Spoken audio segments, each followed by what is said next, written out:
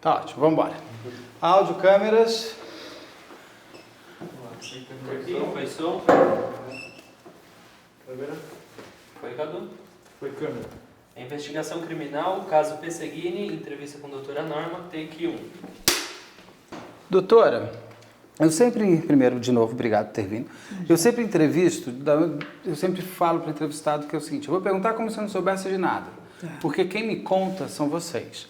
Então, como se eu tivesse chegado agora no Brasil, all of the blue, a gente sempre vai tomar aquele vinho que a gente nunca conseguiu.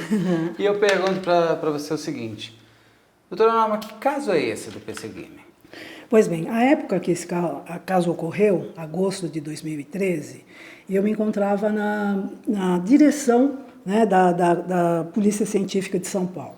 E me lembro que eu cheguei em casa por volta das 7 da noite e eu recebi telefonema de 2 peritos que estavam indo para o local. Então, eles me relataram, tinha sido uma exceção, o perito plantonista estava indo, mas quando eles viram, né, o tamanho da chacina, eles pediram reforço de peritos, né, que eram o chefe da seção, e que tinha muita afinidade e já havia trabalhado há muitos anos no DHPP. Aí quem me ligou foi o Hermindo, ele que estava com o Hélio Napoli, à época ele chefiava lá o nosso crimes contra a pessoa, e falou que estava indo, que era um caso de muita repercussão, tinha muita gente, muitos PMs. Aí eu falei assim, preciso, né? Tem necessidade da minha presença ou não? Ele falou, não, isso aí, porque tem muita gente, inclusive do lado de fora, né, da casa, os PMs estavam lá aguardando alguma informação, porque a ideia que eles tinham é de que eles tinham essa ideia que poderia ter sido o PCC, né, a ter praticado toda aquela chacina. Mas aí, o que aconteceu? Posteriormente, no dia seguinte, aí eles mantiveram, não, já fizemos o local, né, foram avisando tudo.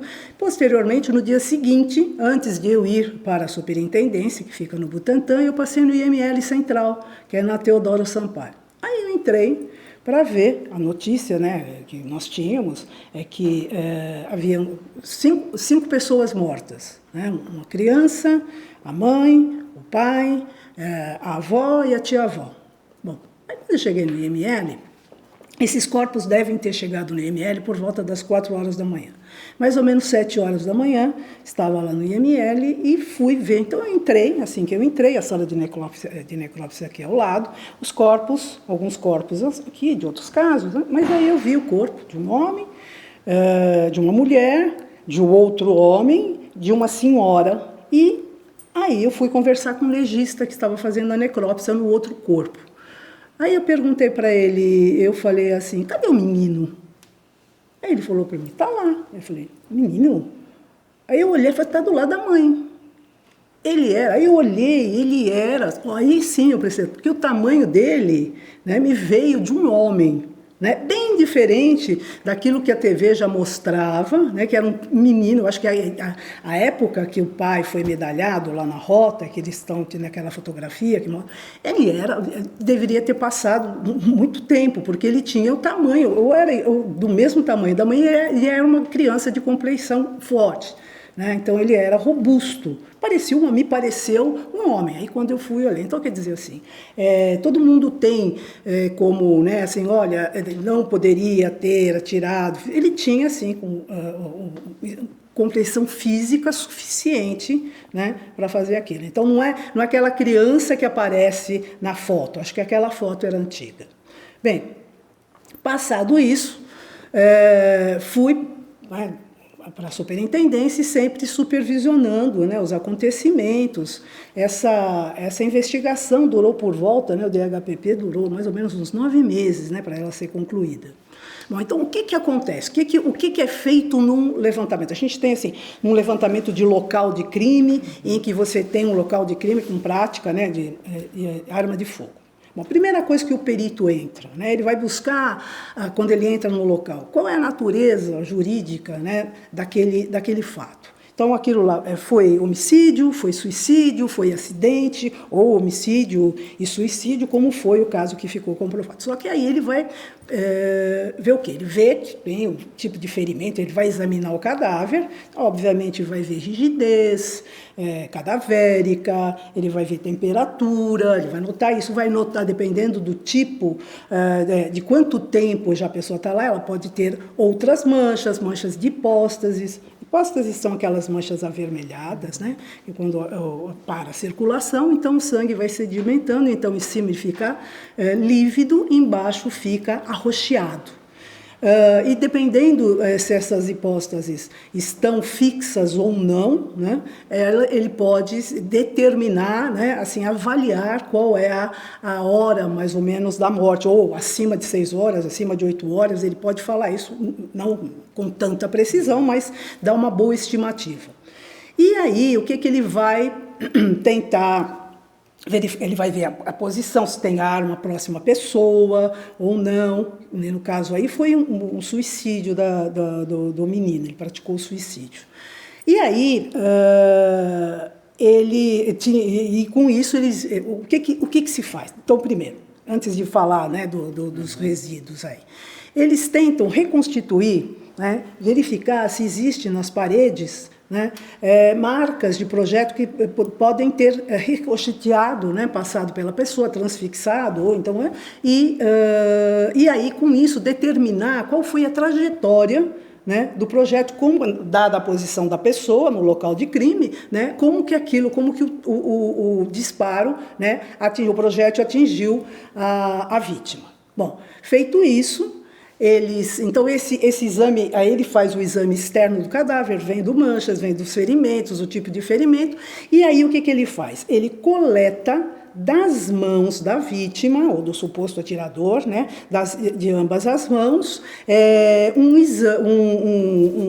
com um esparadrapo, com um adesivo, ele tenta buscar vestígios, resíduos, né, de arma de fogo, do disparo da arma de fogo. Normalmente, ele vai para cima, dependendo da distância que a vítima esteja, né, da arma, né? Então, o tiro pode ser encostado, ou a curta distância, até 25, 30 centímetros, ou a longa distância acima disso. Quando é encostado e a curta distância, né, quando existe a explosão ali dentro do projétil, os gases saem da arma, levando, né, para frente, como microprojéteis, pólvora também, e isso alcança a vítima. E também vem para cima sai nas mãos do atirador, né, nas mãos do atirador e na roupa dele também.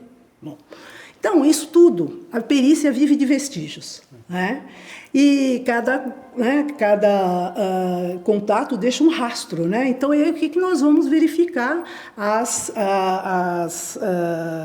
coincidências aí, né? A relação entre isso. Então, o que ele vai analisar? Ele vai ver se nas mãos do atirador, na roupa do atirador e também da vítima, no corpo da vítima, né? Porque deixam vestígios ali. Então, ele vai verificar se tem as orlas, né, que a gente é típico da balística. Então, quando o projétil perfura a pele da pessoa, então ele é um instrumento pérfuro, né, contundente. E aí, o que ele faz? Ele vai causar uma contusão e então vai ter uma orla de contusão, que é onde ele bate, ele vai ter uma orla, vão estourar pequenos vasos, então nós vamos ter uma orla de equimose, e quando ele entra, ele se enxuga na pele, ele larga resíduos ali. Bom, isso sempre a gente vai ter, sendo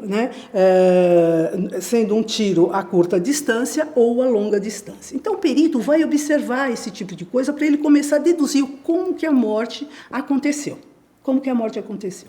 Aí ele vai coletar das mãos, né, das vítimas, se existe ou não esses resíduos, e também se coletam as roupas. Depois, no laboratório, isto é feito um exame chamado residuográfico, para a gente verificar se realmente existe lá a presença de chumbo, bário e antimônio, que são característicos de projéteis de arma de fogo.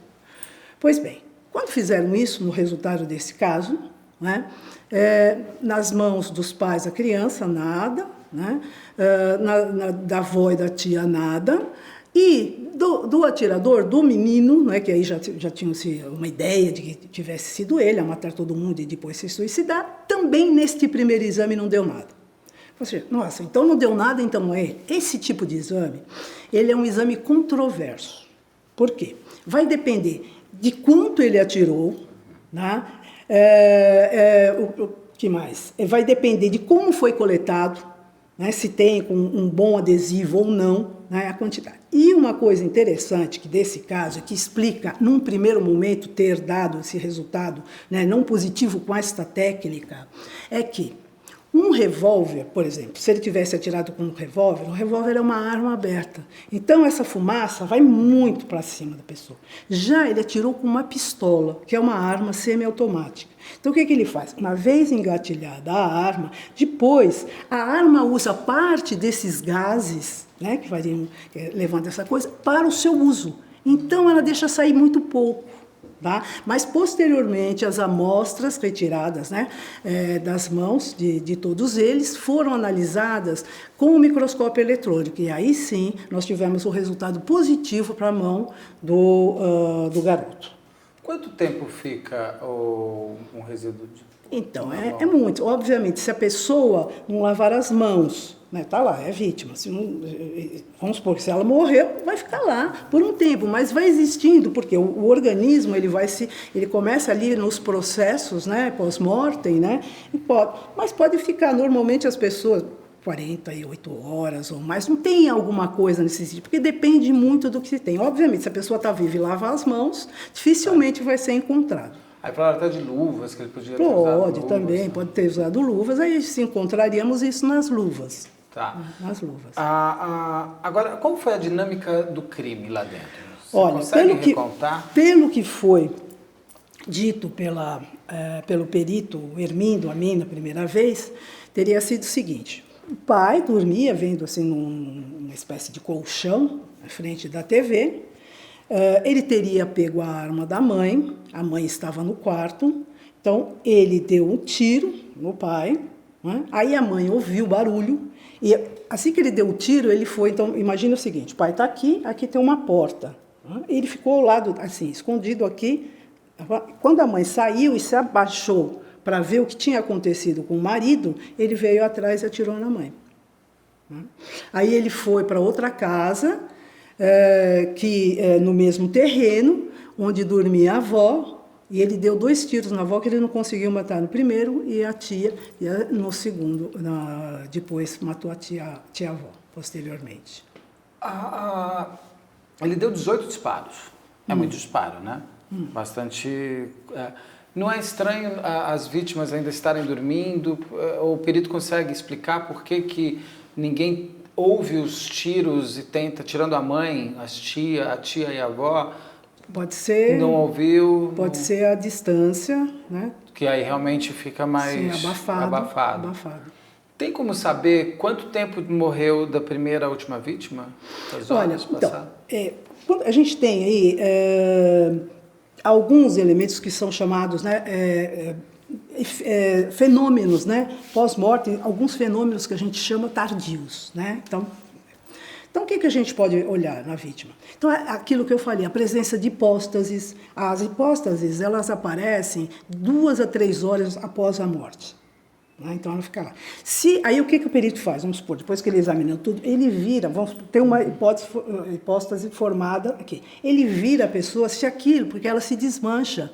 Porque ainda não está lá fixa, então ela vai se desmanchar. Então ele vai saber que ainda não se passaram 6 horas da morte.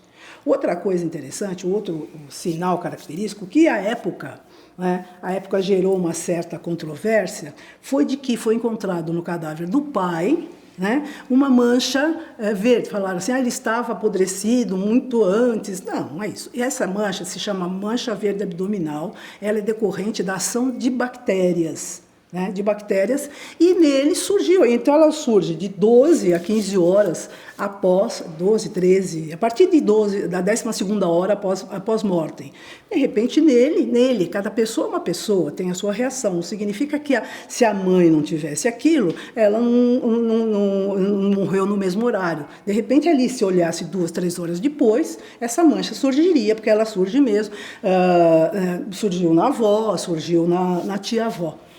Inclusive, por exemplo, em afogados, essa mancha surge no tórax muito mais facilmente.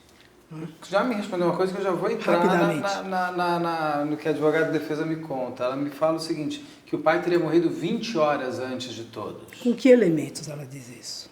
Acho que com base nessa parte verde. Não, essa mancha abdominal verde é comum em todos os cadáveres, não significa. E ele pode ter tido a condição dele, característica própria dele. Porque dentro do que foi analisado na polícia técnico-científica, essa foi a dinâmica. Todos morreram. Sim, todos em morreram. Diferenças minutos, entre ele poder matar um, matar o outro e matar os outros. Isso. Uhum. A morte do menino foi muito depois. Foi no dia seguinte, pelo que consta. Né? Pelo que consta, quando chegou lá, ele estava, obviamente, provavelmente com uma rigidez menor, a temperatura maior, porque à medida que passa o tempo, nós vamos tendo esses fenômenos aí. Vocês conseguiram pensar no seguinte, você já me dá até uma resposta também prática, que ele tinha um corpo para isso, né? Para poder entrar em matar todas essas pessoas. A mãe não teria conseguido, de repente, tem como vocês terem desenhado isso, se a mãe conseguiria impedir de um menino matar ela? Se ela o tivesse visto, imagina o seguinte, aqui tem uma porta e ele está escondido aqui, ela abriu a porta e olhou o marido lá, ele está aqui, ela não viu ele aqui, ele foi atrás dela e atirou. Obviamente, entendeu? Se ela tivesse visto isso, esta foi, né, a conclusão que chegou o perito. Esse seria o desenho de como foi. Ocorreu tudo. Uhum. A motivação, vocês conseguiram imaginar o que foi, o que leva? Olha, eu vi que teve um laudo, né, posterior, feito pelo Dr. Guido Palombo, falando a respeito, né, mas fez ilações, né, sobre, né, algo, como seria, né, qual é o tipo de... Mas não foi feito isso não, porque não foi requisitado. Então, uma coisa muito importante é o seguinte, a perícia, né, ela não pode agir de ofício, ela tem que ser provocada. Se não tem, então nós teríamos sim o IML para fazer esse tipo, né, essa perícia retrospectiva, né, do comportamento dele, o que poderia, mas aí entra no campo mais das ilações, não se tem, isso teria que ser entrevista, não foi solicitado isso para a gente.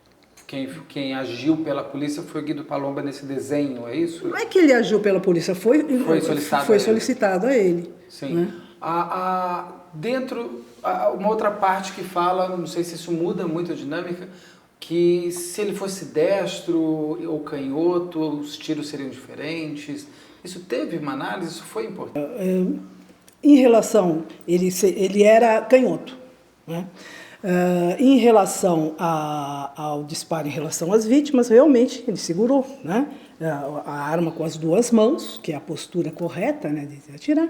E em relação ao tiro que ele se deu, né, foi do lado, uma das primeiras coisas que o perito vai olhar para verificar se é suicídio ou não é a posição da mão, a posição da arma, a posição da mão. Inclusive, foi atirado com a mão esquerda, então é condizente com aquilo, senão seria uma eliminação da possibilidade de suicídio. E mais, ainda encontraram sangue, né, aspergido lá nas mãos dele e, inclusive, encontraram no cano da pistola cabelo, que tipicamente isso vai somando e que se fez concluir a arma próxima a ele, o dedo no gatilho, né? Então isso fez com que eles fechassem, né, aí. Também um outro ponto, eu vou te ficar agora contando os pontos, é bom que já me quebra tudo. Outro ponto que diz é o seguinte, a avó não tinha sangue no cobertor, ela toma um tiro e não tinha sangue no cobertor. Eu desconheço esse fato. Porque assim, aí me falaram o seguinte, não, mas tudo bem, ela tomou o tiro, porque as pessoas acham que toma um tiro e sai espirrando sangue, né? É normal quando você toma um tiro, espirra sangue, não? Não, depende de onde pega. Né? Depende de onde pega. Não necessário, depende de quanto tempo ela ficou lá e como que vai ter essa hemorragia, o que vai acontecer. Pode ter pego numa área que tenha provocado uma hemorragia interna. Então, isso não significa, né, mas não me foi relatado sobre isso. O coronel Tenada conta que ele viu ali que ela estava com a mão assim, o tiro na cabeça. Ele falou, por isso que eu não tenho cobertor. Tiro na cabeça, entrou e fechou e vai. Porque a gente sempre acha que tirou, começa a sangrar. Não é bem... Ele não tinha sangue dos outros nas roupas? Tinha alguma coisa ou isso não foi importante? Não foi encontrado, não foi importante. A coisa que deu a certeza de que a arma foi usada, é a mesma arma que foi feito um exame balístico, a gente chama um exame de confronto balístico, em que foram analisados os estojos dos projéteis e o projétil em si retirado das vítimas. E aí o que se faz? Com essa mesma arma, se atira num tanque, tá? Colhe-se esses projéteis, ou também lá, o estojo utilizado, e ao microscópio, de um lado e de outro, a gente coloca aquilo que foi retirado da vítima e aquilo que foi obtido lá no laboratório com a mesma arma. E aí o que vai acontecer? Existem microfissuras, né, fissuras causadas pelo cano da arma, porque o que acontece? O projétil ele tem que sair, né, assim, girando da arma, senão ele não teria, ele ia cair, ele ia ficar bobo o projétil. Então, para ele ganhar um direcionamento, então ele fica marcado com micro-raias que existem dentro do cano da arma. E cada arma tem a sua própria raia. Então, ela vai fornecer a identidade, né? Ela vai fornecer a identidade da arma, que é única. Mas como que pode ser? Se ela é feita na mesma, né? Ela é feita na mesma máquina, no mesmo torno, né? O que vai acontecer? Né? Como é que isso vai? O cano da arma ele é feito com um tarugo, né, de aço, para aturar aquilo tudo. Então, quando entra aquela broca, vamos dizer assim, que vai fazer, é tão duro aquilo que desgasta a broca. Então, a broca que sai não é a mesma que entrou. Quando vai fazer outro cano, já é outra broca. Por isso que as raias são únicas. Então, isso aí Então, a arma do crime era aquela, né, em relação a esse caso, usado em todos, né, então, contra todo mundo.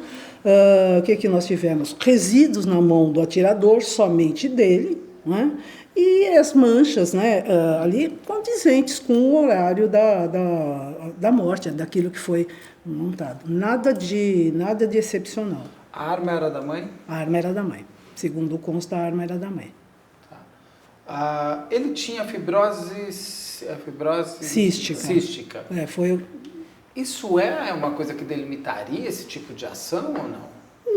Não. Eu não sei. Segundo, não sei se... eu não tive acesso ao laudo do Dr. Guido Palomba, mas segundo ele, né, em decorrência, né, dessa doença, ele teve essa doença ela causa dificuldades digestivas, né, e respiratórias. Em função disso, ele precisou sofrer um procedimento médico, e nesse procedimento médico ele teve aquilo que é chamado pneumotórax. Tá? Então, ar, né, entre ali o pulmão, na pleura. E aí, o que acontece? Dizem que existiu uma hipóxia, ou seja, pouco oxigênio ali no cérebro, e isso fez com que existe uma destruição de neurônios. Agora, eu não sei o quanto isso é suficiente, não foi, né, para fazer essas ilações que foram feitas. Mas, segundo ele, aí o que acontece? Então, segundo o laudo, né, ele não teria o domínio da razão ali totalmente, ou seria uma criança, né, assim, mais... porque ele tinha fragilidade, porque era uma doença que poderia ser, né, terminal. Então, e ele, segundo o laudo, ele era viciado em videogames, em alguns videogames em que falava sobre a morte, ele tinha muito disso.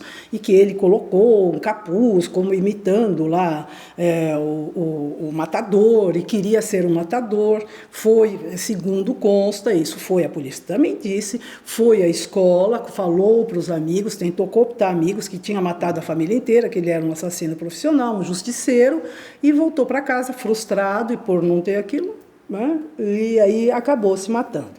Né? Isso é o que consta lá. Agora, se essa hipóxia, se realmente ela existiu, e se realmente era suficiente para causar esse tipo, né, de comportamento, né, eu não sei, eu não sou, né, não sou especialista nisso, não posso falar A nada. hipóxia não necessariamente doutrinou, né? Só mais um pouquinho, se falar isso assim. É bonito, agora já por que esse é um crime? Aí uma pergunta mais genérica. Por que esse é um crime que as pessoas têm dificuldade de aceitar? Não é possível, a polícia não fez o trabalho inteiro, não pode ter sido menino. E dentro até de toda a sua trajetória, que você já conhece tudo, por que você acha que a sociedade... Olha, eu acho que, em primeiro lugar, nesse caso especificamente, é porque o que ficou registrado como imagem da criança foi aquela fotografia em que ele está bem jovenzinho, e não do tamanho atual, né? No tamanho daquela época mesmo, né? Que eu vi. Tanto é que eu nem olhei quando cheguei, que ele era o primeiro corpo ali. Eu nem olhei porque eu falei assim, cadê? Eu fui buscando. Não imaginei que pudesse ser a criança. Voltei para ver. Né? Então, quer dizer, primeira coisa é isso. Segunda coisa é que nós somos, né, adeptos aqui no Brasil da teoria da conspiração. Né? Então, sempre vai se achar alguma coisa diferente daquilo, a polícia está encobrindo, o corporativismo, esse tipo de desculpa. Mas aí, no caso, não. Senão, veja bem, qual seria o interesse? As polícias são independentes. Né? Por isso que cada uma tem a sua direção. Então, qual seria o interesse da Polícia Civil, né, acobertar, se fosse, né, ali alguma coisa, ou próprios PMs, ou então, sei lá, gangues ali a matar, né, aquilo. Por que existia? Por que a Polícia Científica, que é autônoma e deve ser autônoma, né, ela faz a perícia de forma independente, iria, né, fazer. Não existe interesses. Um né, ponto nesse sentido. que falou também a advogada, que é que o local do crime não foi preservado. Ele teve preservado. Como é que você... Então, o grande problema é o seguinte, os advogados de defesa, eles sempre vão buscar, né, colocar a dúvida, né, porque indúbio pro réu. Então, o que eles têm? E como a prova, né, é a prova que está lá levando, dando a combinação, demonstrando a materialidade, então vamos colocar dúvidas sobre essa prova. Então, e se o local não estiver preservado, então se o local não estiver preservado, ele é inidôneo, o que significaria isso? Um local idôneo é aquele que ninguém mexeu em nada, nada foi tirado do lugar, nada.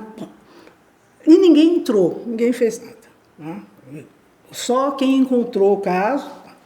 Aí, no caso, vamos supor, vários PMs entraram lá para ver. Mas veja, existe um círculo ali, de um ponto lá que ninguém passa. E mesmo que aquele local estivesse, né, não tivesse sido preservado, existem elementos, né, porque não pode ser intocado, é impossível isso. Né?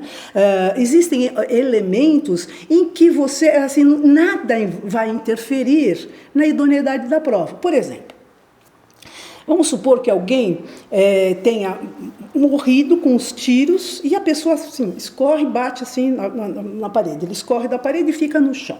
Né?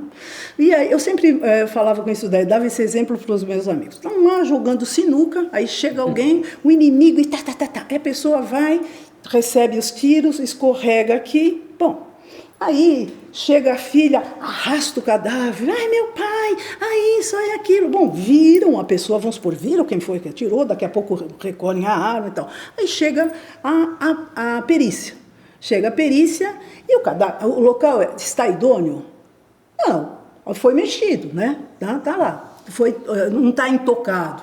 Aí o que acontece? Mas o que o perito precisa para demonstrar o vínculo entre a arma, que estava com aquele suspeito, com o atirador mesmo, que todo mundo viu, então o que ele vai fazer? Resíduos, né, na mão do atirador, a arma, e aí nós precisamos dos projéteis para vincular que aquela arma... Bom, aí o que ele faz? Ele encontra projéteis na parede e dentro da pessoa. E em que a perícia foi prejudicada, me diga? Em nada. Então essa coisa, o local inidôneo, é claro que é jogar dúvidas sobre a perícia, mas nem sempre isso ocorre. Às vezes esse tipo me diga em que foi, quais foram os elementos usados para a elucidação desse crime. Os resíduos na mão, a arma comprovando o que era, e nada, não existia nenhuma inconsistência em relação ao tempo das mortes. Tá? A presença, por exemplo, de cabelo na mão, comprovando um suicídio. Então, ainda que estivessem feito ali, algum monte de gente entrou, nada interferiria na idoneidade das provas. A advogada fala, inclusive, das cápsulas. Ela diz que as cápsulas estavam todas enfileiradas na outra casa, em cima do móvel. Isso muda alguma coisa? Nada, pode ter sido o próprio atirador ou alguém que recolheu para que pegasse. E em que vai interferir? Aqueles pontos dos estojos, quando ele for ao microscópio comparador balístico, vão pegar a umidade, vai ser a mesma coisa. Aquilo lá não sai, entendeu? Eu não estou vendo impressão digital naquilo. Eu estou vendo marcas, né, do próprio revólver, do martelo batendo lá, estou vendo esse tipo. Se fosse uma pessoa, ela levaria embora as cápsulas. Exatamente. Dá para não comprovar. Ausência de legítima defesa... Porque o que o perito vai ver? Ele deu um tiro, né, na cabeça. Não tem como que a pessoa vai fazer. Ela nem está vendo o que está vindo atrás dela. Ele deu um tiro na nuca. A pessoa está lá atrás. Então, como que ela vai se defender? Normalmente, o tiro, a defesa é quando alguém vai, a pessoa fica assim. Então, você vai ter, pode ter se atingido aqui. Então, você vai ter, assim, ou de luta com faca. Então, você vai ter corte, porque a pessoa tenta se esquivar, né? Então, ela é cortada antes de levar a facada. Pode acontecer isso. E o fato, inclusive, de elas estarem todas dormindo na hora, mostrava que estava todo mundo muito tranquilo, é isso? Tranquilo, também. Não precisava, você não fica em defesa quando você está tranquilo. tranquilo. Sim, com certeza. Bom, além desses exames feitos no Instituto de Criminalística, roupas, aquilo retirado das mãos, com o resíduo gráfico, com a microscopia eletrônica, os exames de comparação balística, os corpos vão para o IML e foram lá necropsiados. E foi relatado no laudo, corroborando, né, a hipótese de suicídio, né, a mão do menino que teve uma distensão, né, em decorrência lá do solavanco da arma, do tiro, do último tiro, né, o derradeiro.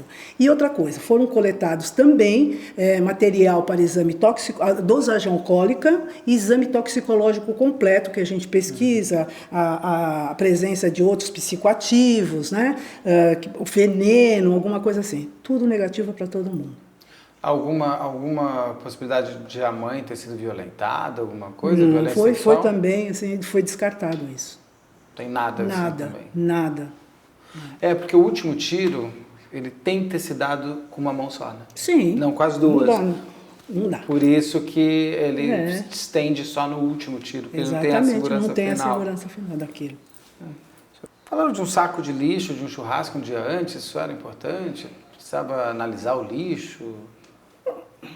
Assim, mais uma tentativa, né, de o que seria interessante. Acho que uma das testemunhas relatou que tinha havido um churrasco antes e depois encontraram tickets, né, de cinema, mas isso é irrelevante, porque o cenário que se mostra foi aquele lá. Não teve uma outra pessoa que pudesse ter estado ou feito aquilo. O máximo que isso mostra que eles eram nem eles faziam ideia que o filho estava planejando tudo isso. Com certeza. Porque eles fizeram um churrasco um dia antes, foram ao cinema um dia depois, aí acaba na morte, mas que eles não estavam num trauma familiar, né? Não estava naquela parte. Não. Deve ter sido uma grande surpresa para eles. Com certeza. O que aconteceu, ele matou o pai ou vendo televisão ou dormindo, ele não esperava, a mãe, então está aqui o corpo, essa porta está fechada ou é alguma coisa assim, o menino se esconde aqui, ele vai para lá, ele vai atrás da mãe e atira na mãe. Chega na avó dormindo, atira na avó e na tia. Tinha gente que falava que ela estava ajoelhada, como se me disse, por favor. Então, o que acontece? O marido não estava deitado aqui, ela foi ver, ela viu que estava lá, ela ouviu o tiro, foi para cima dele, ela ajoelhou para ver a cabeça dele, para ver o que estava acontecendo. E nisso, o menino foi atrás e atirou nela. Entendi. Não é que ela ajoelhou o filho e falou, por favor, não faça isso comigo. Imagina, claro que não. Porque daí, aí sim, ela se defenderia. O carro, vocês periciaram essa história do carro? Foi, certamente. Foi verificado, a importância mas do carro? nenhuma, irrelevante. Ali, o grande senão dessa história é que as pessoas falam, né, que o menino, então, como um menino, é sempre essa ideia, né, da suposição de pequenininho. Mas, segundo consta, ele sabia dirigir, tem testemunhos disso, que ele sabia dirigir e sabia atirar. Ele saiu do local, foi para a escola esperando a vez dele e foi com a mochila, ele tinha determinadas armas na mochila, ele tinha papel higiênico, se não me engano, que ele já sabia que ele estava sem remédio, né?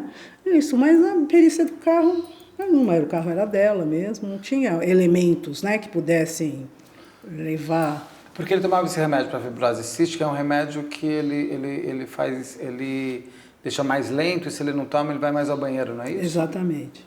Então mostrava que ele estava ali, ele já sabia. Só levou.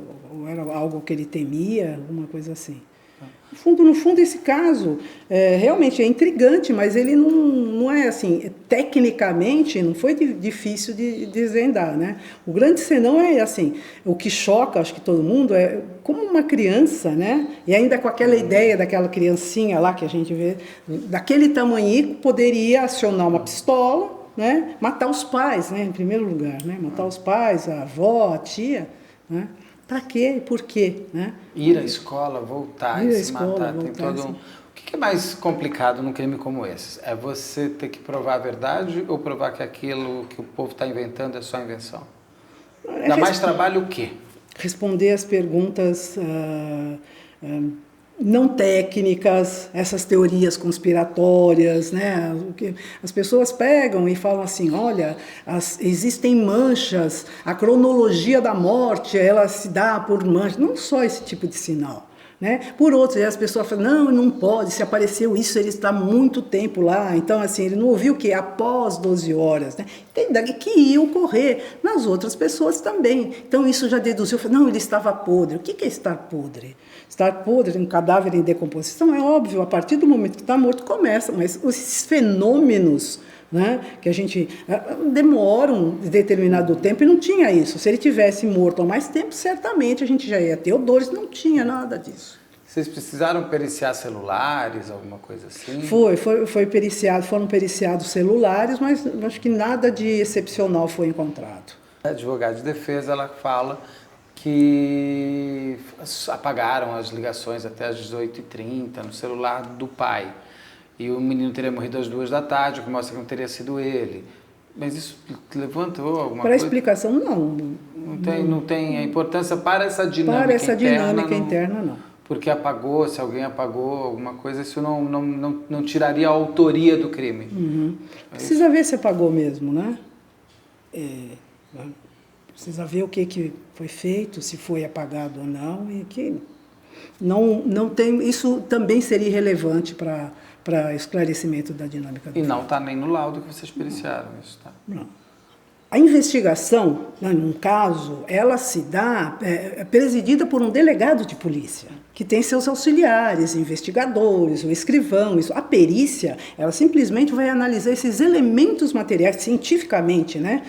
E dar esses elementos, esses vínculos, né? Cada contato deixa um rastro, então nós vamos remontar com isso e oferecer mais esse elemento para o delegado, né? Para o delegado poder formar a sua convicção. Última pergunta, o pai estava dormindo, a mãe estava acordada, a tia-avó e a avó, as duas dormiam? Alguma acordou? Dá para saber isso? Não dá. Pela parte acordou, de legista? Provavelmente, obviamente, a tia-avó, foi a última, deve ter acordado com barulho, impossível. Mas até deve ter sido bem rápido. Levantou e tomou um tiro, tá? Ok. Mais alguma coisa? Acabou? Mais alguma coisa? Você lembra? Você quer? Muito bom, muito obrigado. Imagina, que é isso. Sempre muito bom estar. Você pode cortar.